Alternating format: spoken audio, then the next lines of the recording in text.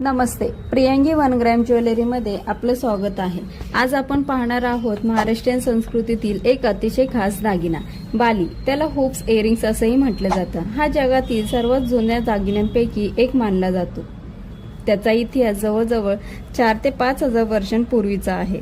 इजिप्तमध्ये hoops earrings power, wealth आणि royal status यांचं प्रतीक होतं। उच्च वर्गातील स्त्री पुरुष दोघेही ते परिधान करत असत। आफ्रिकन संस्कृतीत हुप्स आयडेंटिटी, एज स्टेटस दाखवण्यासाठी वापरले जात। काही ठिकाणी हुप्स वाईट शक्तींपासून संरक्षण करतात असा विश्वास होता। ग्रीक आणि रोमन काळात हुप इयरिंग्स म्हणजे ब्युटी, कॉन्फिडन्स आणि एलिगन्स।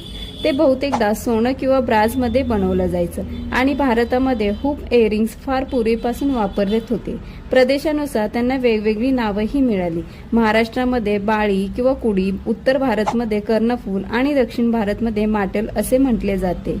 बाळी केवळ ज्वेलरी नाही, ती आहे संस्कृतीची ओळख। आज hoop earrings global fashion trend बनली आहे। स्मॉल हुप्स पासून बिग स्टेटमेंट हुप्स पर्यंत ट्रॅडिशनल टू मॉडर्न झाली आहे। तुम्हाला पण मॉडर्न आणि एलिगन्स असे हुप्स हवे असतील तर शॉपला नक्की व्हिजिट करा। आणि तुम्हाला ह्या हुप्स म्हणजेच बाळीचा इतिहास माहीत होता का, हे आम्हाला कमेंट्स करून नक्की सांगा। धन्यवाद।